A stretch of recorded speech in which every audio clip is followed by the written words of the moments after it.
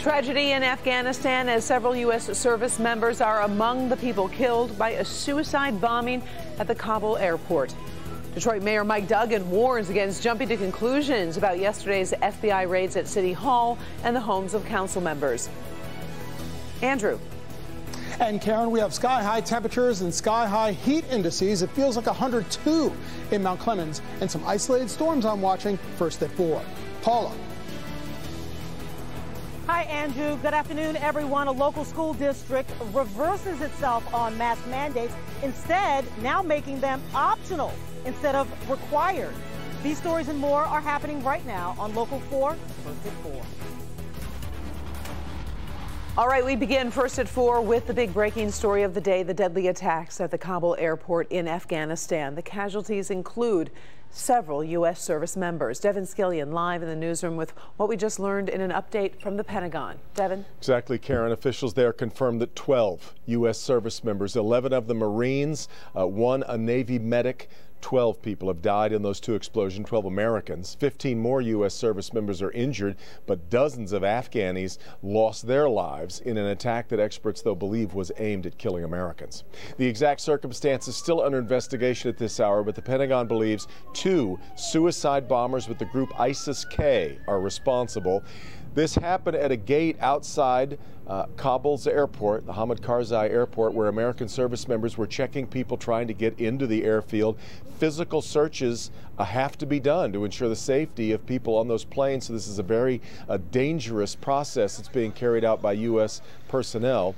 We've seen these flights leaving, but all of those people have to be checked. Here's how Marine Corps General Kenneth McKenzie described the process moments ago. This is close-up work. The breath of the person you are searching is upon you. While we have Overwatch in place, we still have to touch the clothes of the person that's coming in. I think you all can appreciate the courage and the dedication that is necessary to do this job and to do it time after time. Please remember that we have screened over 104,000 people.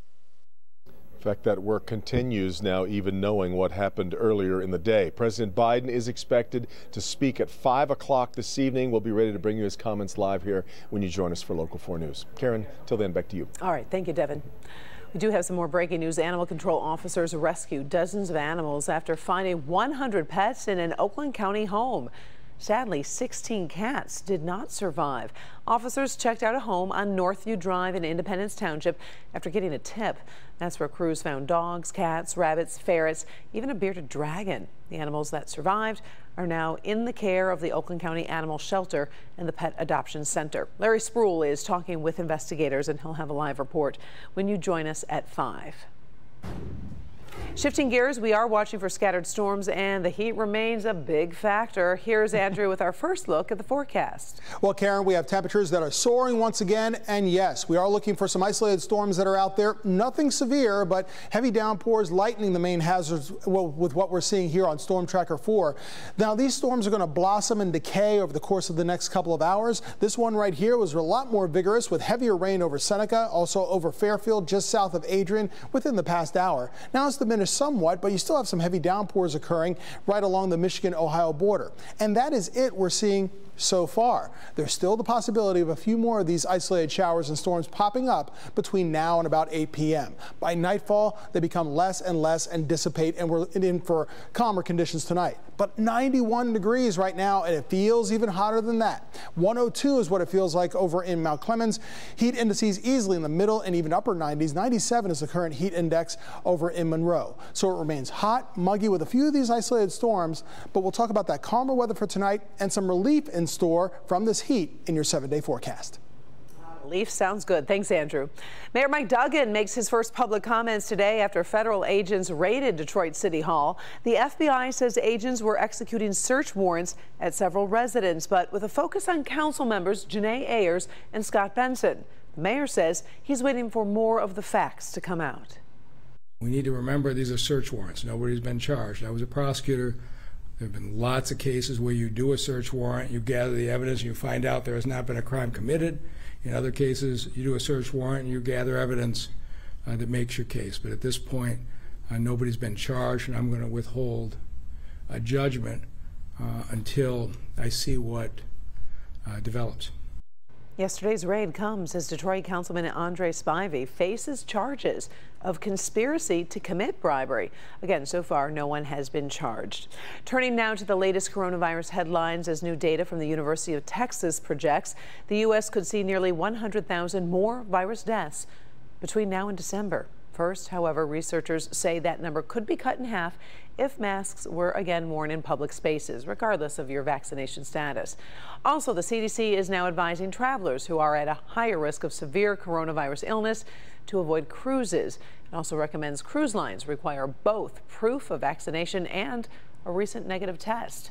Meantime, here at home, the city of Detroit announced expanded availability of coronavirus booster shots for immune-compromised residents. Starting today, you can go to any of the city's vaccination locations and get the third shot of Pfizer or Moderna's vaccine. No appointment required.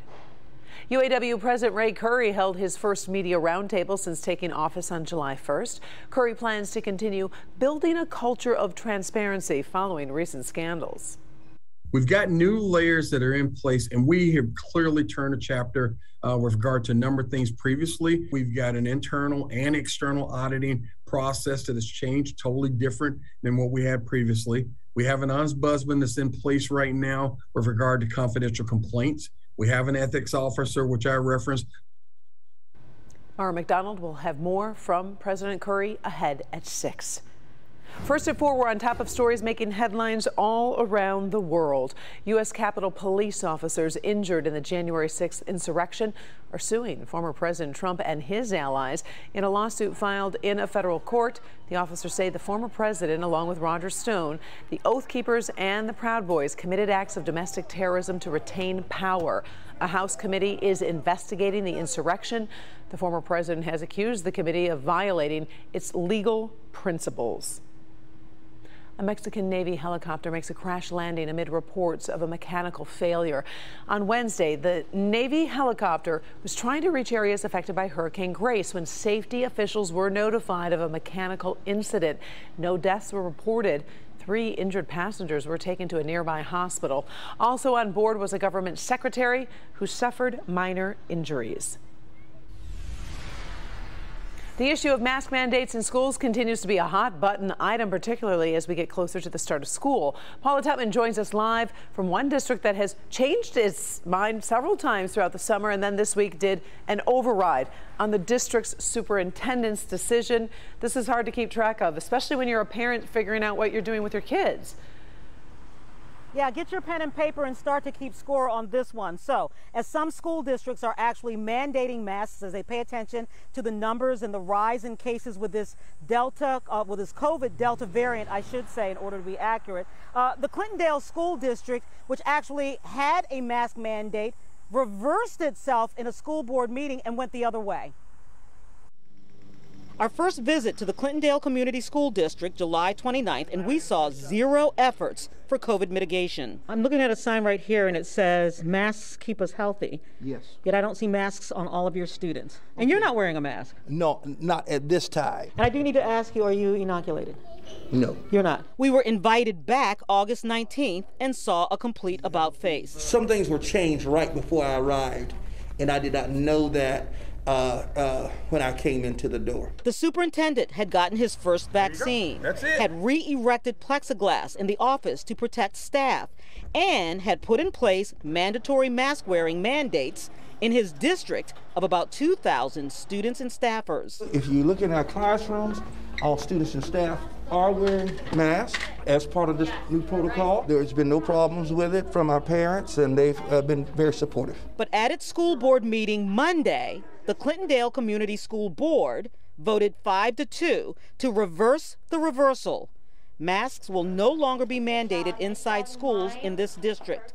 Luis, a senior at Clintondale High School, is shocked. I think they're doing the wrong thing because right now we're still in this pandemic. He says he would feel safer knowing that everyone was adding a layer of protection by wearing masks. Because that would basically lower the risk of us getting infected with coronavirus, and it made me more comfortable. But Cliff, who has 2 children in the middle school, wholeheartedly supports the decision by the board to dismantle the school mask mandate. I think it should be by choice. You know, some kids like My kids have been vaccinated. And we found parents and students from neighboring districts weighing in on the reversal of the scientifically proven safety measures that mitigate the spread of COVID, like mask wearing. Would you prefer to wear a mask at school or not? I would like to wear my mask at school. You would? Melody, why? Because I feel like I'd be safer that way. Including Jennifer, whose children have asthma, and she wants children to wear masks. I am pushing more towards the mask requirement because I don't know what other kids are exposed to. However, I think it still should be the parent choice. So we did get a statement from the president of the school board in Clintondale this afternoon. Only have time for just a portion of it. The board's decision to recommend masks for our students and staff was based solely on the Center for Disease Control and Prevention's return to school guidelines, which is not a health mandate. Again, that's a small portion of the response. We'll put the entire response on clickondetroit.com, but really what this illustrates, Karen, is that as much as the CDC and various health departments strongly recommend, without those mandates, what it really does is it allows parents to do exactly what they want to do, and the CDC and health departments can depend on exactly as much cooperation as the parents want to give. By the way, in Macomb County, of the 22 districts, including the Intermediate District Administration, only 6 require masks, leaving the others, the majority, as mask optional. All right, we appreciate it. Thank you, Paula, for the very latest on the mask mandate and lack of mandate in some cases.